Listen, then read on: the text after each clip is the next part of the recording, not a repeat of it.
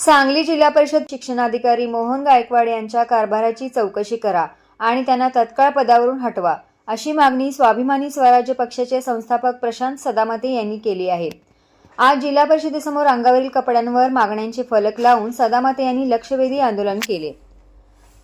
भ्रष्ट प्राथमिक शिक्षणाधिकारी मोहन गायकवाड हटाव व शिक्षण विभाग बचाव।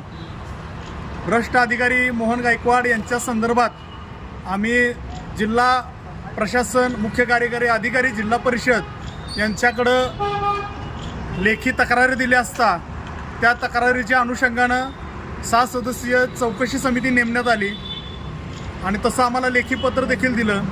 परंतु गेली 15 दिवस होऊन गेले, कोणत्याही पद्धतीनं चौकशी झालेली नाही।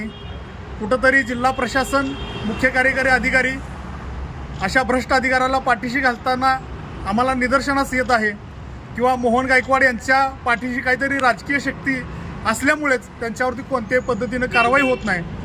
शिक्षण, शाळा, संस्था, शिक्षक हे खूप महत्त्वाचा घटक आहेत आणि चुकीचे प्रस्ताव पारित करणे, मान्यता चुकीच्या पद्धतीनं त्याचे आदेश काढणं, शिक्षकांच्या प्रस्तावांच्यासाठी मान्यतासाठी विशिष्ट अशा लोकांच्याकडून पैशाची मागणी करणं, सेक्सुअल हॅरेसमेंटसारख्या महिलांच्या त्यांच्यावरती तक्रारी आहेत। अनेक पक्ष संघटनांनी त्यांच्या संदर्भात तक्रारी दिलेल्या आहेत।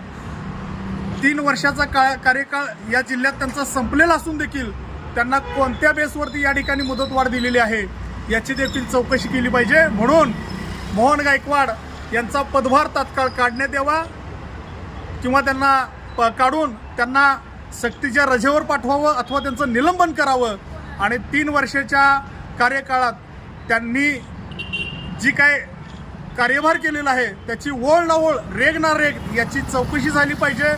आम्हाला शक्यता अशी देखील वाटते की TET सारखा घोटाळा इथं सुद्धा झाला असावा, शालार्थ ID सारखा, नागपूरसारखा घोटाळा इथं देखील झाला असावा।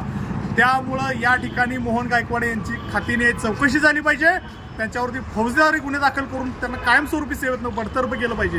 या मागणीसाठी स्वाभिमानी स्वराज्य सेनेच्या वतीने या ठिकाणी मी एक लक्षवेधी, जे काय आम्ही तक्रारी दिलेल्या आहेत, चौकशी समितीचं पत्र, अनेक पक्ष संघटनांनी दिलेल्या तक्रारी हे माझ्या स्वतःच्या अंगावरती या ठिकाणी लावून या ठिकाणी लक्षवेधी आंदोलन केलेलं आहे। जर जिल्हा परिषदेचे मुख्य कार्यकारी अधिकारी, जिल्हा प्रशासन जर आमच्या आंदोलनाची दखल घेत नसेल आणि मोहन गायकवाड सारख्या भ्रष्ट अधिकाऱ्याचा पदभार काढत नसतील तर याच्यापेक्षाही तीव्र आंदोलन करण्यात येईल असा या निमित्ताने मी इशारा देतो। तर शिक्षणाधिकारी मोहन गायकवाड यांनी आंदोलकांच्या आरोपांचे खंडन केले। अधिवेशन डोळ्यासमोर ठेवून शिळ्या कडीला ऊत आणला जात आहे। आरोप करणाऱ्यांचे बोलावते धनी वेगळे आहेत, त्यांच्या माझ्या खुर्चीवर डोळा आहे असा प्रतिडोला लगावला।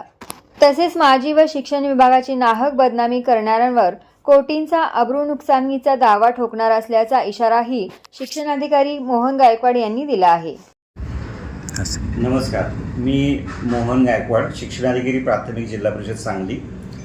गेले काही दिवस काही व्यक्ती जाणीवपूर्वक शिक्षण विभाग आणि मला टार्गेट करण्याचा प्रयत्न करतात। माझ्यावरती खोटेनाटे आरोप, बिनबुडाचे आरोप करण्याचा जे प्रयत्न करत आहेत, हे सर्व आरोप मी पहिल्यांदा फेटाळून लावतो आणि या चुकीच्या पद्धतीनं माझ्यावरती आरोप करण्याचा निषेध व्यक्त करतो। मुळात त्यांनी जे आरोप केलेले आहेत ते बिनबुडाचे म्हणण्याला पूर्ण आधार आहे, कारण त्यांनी जो महिलांबाबतचा अतिशय गंभीर असा आरोप केलेला आहे, अशा प्रकारची कुठलीही कार्यवाही किंवा अशा प्रकारे महिलांना कुठलाही त्रास माझ्या कार्यालयात दिला गेलेला नाही। यापूर्वी आमच्या कार्यालयात करत असलेल्या एका महिला सहकार्याने चुकीच्या पद्धतीनं आरोप केले, त्यांची सर्व चौकशी इंटरनल कमिटी आणि जिल्हाधिकाऱ्यांच्याकडची महिला व बालविकास यांच्याकडची जी समिती आहे, या समितीने त्याची सखोल चौकशी केलेली आहे आणि या चौकशीमध्ये काहीही निष्पन्न झालं नाही आणि उलट त्यामुळं माननीय तत्कालीन मुख्य कार्यकारी अधिकारी यांनी 9 मे 2024 रोजी संबंधित महिला अधिकाऱ्यांना सक्त सूचना दिल्या की आपल्या आरोपामध्ये कोणतंही तथ्य आढळून आलेलं नाही, त्यामुळं आपण आपल्या कामकाजात सुधारणा करावी अशा आणि यापुढं व्यवस्थित वर्तन ठेवा असं त्यांना सूचना दिल्या। तरीही त्यांचे सुधारणा न होता काही आरोप केले आणि या सगळ्या आरोपामध्ये तथ्य नसल्याचं स्पष्ट झालं आहे आणि त्यामुळं हे आरोप आम्ही पूर्णतः फेटाळून लावत आहोत। त्यानंतर यांनी असा आरोप केलेला की मी मागासवर्गीय अधिकारी किंवा कर्मचाऱ्यांच्यावरती जाणीवपूर्वक त्रास दिलेला आहे. हा वास्तवता खूप जुना विषय आहे. याच्यामध्ये सुद्धा माननीय उपसंचालक कोल्हापूर यांच्याकडील कमिटीनं याची सखोल चौकशी केलेली आहे. याचबरोबर राज्य मागास आयोगाकडे याचा अहवाल सविस्तर पाठवलेला आहे. मी फेब्रुवारी 2022ला हजर झालो. त्यापूर्वीपासून किंवा त्यानंतर सुद्धा वेळोवेळी जे तालुका पातळीवरनं किंवा काही अधिकाऱ्यांकडनं काही ग्रामस्थांकडनं आलेल्या ज्या तक्रारी होत्या त्याचे अहवाल माझ्या कार्यालयाकडे प्राप्त होते. त्याच्यावरची जी कार्यवाही झालेली आहे ती कार्यवाही करणं हे या खुर्चीचं काम आहे आणि ते मी केलेलं आहे. मी स्वतःहून कुठल्या शाळेला भेट दिली किंवा मी स्वतःहून कुणावरती जाणीवपूर्वक अकसानं काही कारवाई केली असा विषयच नव्हता. आणि ती कारवाई होत असताना मागासवर्गीय आणि इतर जातीतल्या सवर्ण जातीतल्या यांच्यावरती सुद्धा ती कारवाई झालेली आहे. त्यामुळं जर कोणी चुकीच्या पद्धतीचं वर्तन करत असेल, प्रशासनाला वेठीला धरत असेल किंवा मुलांचं शैक्षणिक नुकसान करत असेल तर अशा व्यक्तींवरती कारवाई करणं हे निश्चितपणे प्रशासक म्हणून हे कर्तव्य असतं आणि ते मी पार पाडलेलं आहे. आणि ह्या सर्व बाबीचे पुरावे जे आहेत हे पुरावे आपल्याला चौकशी अहवालामध्ये दिलेले आहेत आणि त्यामुळे सुद्धा तथ्य काही आढळून आलेलं नाही हे स्पष्ट झालेलं आहे आणि ते अहवाल शासनाला सादर आहेत. त्याचबरोबर शाळांमध्ये काही CCTV बसवून असेल, इंटरॅक्टिव्ह पॅनेलसारख्या खरेदी असतील, या सर्व याच्या बाबतीमध्ये वेळोवेळी ज्या काही कमिट्या आलेल्या होत्या मग त्या जिल्हाधिकारी महोदयांकडून हे झालेल्या असतील, उपसंचालक कार्याकडच्या असतील, या सर्व कमिट्यांच्या चौकशीच्या वेळेला आवश्यक सर्व जे कागदपत्र आहेत त्यांनी उपस्थित केलेले सर्व जे मुद्दे आहेत त्याचे सखोल, सविस्तर आणि आवश्यक त्या कागदपत्रांसह, पुराव्यांसह आपण त्याचे खुलासे सादर केलेले आहेत. आणि वेळोवेळी ज्यांनी कोणी त्याच्यावरती आरोप केले त्याचं खंडनसुद्धा आम्ही केलेलं आहे. यामध्ये अशी कुठली अनियमितता ही झालेली नाही. ह्या सर्व खरेद्या ह्या जेम पोर्टलवरनं, शासनाचं जे अधिकृत पोर्टल आहे त्याच्यावरनं झालेल्या आहेत आणि त्यामुळे अशी कुठलीच अनियमितता झालेली नाही. आणि जर तशी काही बाब आढळून आली तर प्रशासन त्याच्यावरती नक्कीच कारवाई करेल. याच्याबद्दल मलाही असाचं कारण नाही, पण निश्चितपणे अशा कुठलाही भ्रष्टाचार किंवा तथाकथित जे काही आरोप होत आहेत हे असे काही घडलेलं नाही हे मी नम्रपणे आपल्या सर्वांच्या निदर्शनात आणू इच्छितो. त्यानंतर त्यांनी RTEच्या संदर्भामध्ये किंवा काही खाजगी शिक्षकांकडनं काही आर्थिक लाभाच्या वगैरे काही आरोप जे केले ते तर अतिशय गंभीर आहेत आणि याचा मी निषेध करतो. कारण RTEचं मला निश्चितपणे सांगायला आपल्याला आवडेल की RTEचे प्रवेश जे आहेत, मी आल्यापासून दरवर्षी RTE प्रवेशाच्या संख्येमध्ये वाढ झालेली आहे. आपण खूप पालकांचं प्रबोधन करून, जनजागृती करून जास्तीत जास्त प्रवेश हे वाढवलेले आहेत. आणि याशिवाय वेळोवेळी मनपा क्षेत्रातील असतील, तालुका पातळीवरचे असेल, जे जे काही पालकांचे प्रश्न उपस्थित होत झालेले आहेत किंवा जे माझ्यापर्यंत पोहोचलेले आहेत त्या सर्वांचं वेळोवेळी निराकरण करण्याचा माझ्या परीनं आणि त्या त्या तालुक्याच्या किंवा प्रशासन अधिकाऱ्यांच्या पातळीवरनं तो प्रयत्न आम्ही केलेला आहे. त्यामुळं माझ्या माहितीनं आज मितीला RTE प्रवेशाच्या बद्दलचा असा कुठला प्रश्न आमच्याकडं शिल्लक राहिलेला नाही. अपवादानं काही एखादा राहिला असेल तर तो त्यांनी निदर्शन आवा, त्याचं आम्ही निराकरण करू. त्यामुळे या आरोपामध्ये कुठलंही तथ्य नाही हे निश्चितपणे मी सांगतो.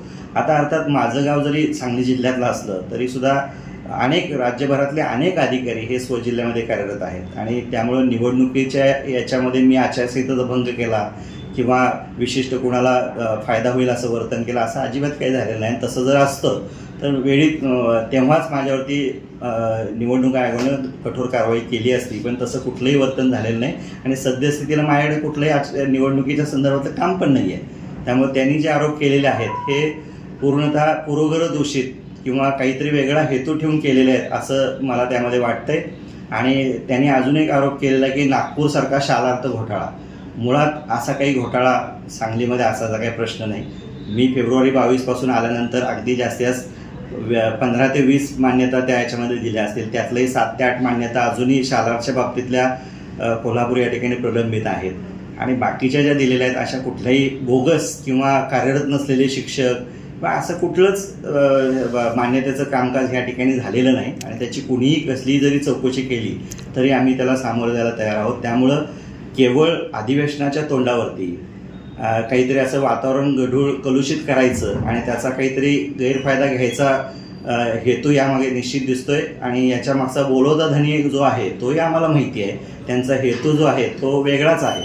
आणि कारण बरेच दिवस झालं, बऱ्याच वर्षांपासून या खुर्चीवरती मला सांगायला निश्चितपणे होईल की या खुर्चीवरती बऱ्याच जणांचा डोळा आहे आणि त्यामुळं त्याचे डोहाळे त्यांना लागलेले आहेत. पण दुर्दैवानं त्यांचं ते स्वप्न काही साध्य होईना म्हणून वेळोवेळी असं अधिवेशन आलं किंवा असं काही नवीन अधिकारी बदलून आले तर तक्रारी करत राहायच्या आणि त्यातून काही हे होतंय का पाहत राहायचं. वास्तविकता मॉडेल सूरसारखा उपक्रम किंवा सर्व वर्गांसाठी स्पर्धा परीक्षा असतील, हॅपीनेस प्रोग्रामसारखा कार्यक्रम असेल, या सगळ्या गोष्टी राज्याने स्वीकारलेल्या आहेत आणि या सगळ्यांच्या दखल घेऊन मला 1 वर्षाची मुदतवाढ ही शासनानं दिलेली आहे. याच्यामध्ये मुदतवाढ देण्यामागे काही वेगळा हेतू नाही. हाच उपक्रम राज्यभर राबवता यावा. सांगली जिल्ह्यामध्ये सुद्धा जवळपास 550 शाळांमध्ये हे उपक्रम यशस्वीपणे राबवला जातो आहे. हे आणखी पुढे नेता यावा या हेतूनं शासनानं मला मुदतवाढ दिली. आणि केवळ मुदतवाढ का दिली असा प्रश्न निर्माण करून मूळ प्रश्नावरनं किंवा मूळ बाबींकडनं लक्ष विचलित करायचं आणि शासनालाच याच्यामध्ये शासनाच्या कारभारावरती प्रश्नचिन्ह निर्माण करायचा अशी भूमिका या ठिकाणी दिसते. त्यामुळं मी पुन्हा एकदा या सर्व खोटे जे आरोप केलेले आहेत या सर्वाचं खंडन करतो. अशा पद्धतीचं कुठलंही वर्तन हे माझ्याकडनं झालेलं नाही किंवा होणार पण नाही हे निश्चितपणे मी सांगतो. आणि पुन्हा एकदा अशा प्रवृत्तीचा मी निषेध व्यक्त करतो. भले आमच्या काही काम करताना प्रशासकीय तांत्रिक त्रुटी असतील किंवा हे असतील त्याच्याबद्दल वरिष्ठ योग्य तो निर्णय घेतील, परंतु कुठल्याही प्रकारचा भ्रष्टाचार, कुठल्याही प्रकारच्या मागासवर्गीय शिक्षणाला त्रास देणं, महिलांच्या बाबतीतले चुकीचे आरोप करणं किंवा पालकांना किंवा समाजाला जे काही माझं काम आहे ते न व्यवस्थित करणं असं कुठलंही वर्तन माझ्या हातून घडलेलं नाही किंवा घडणार पण नाही.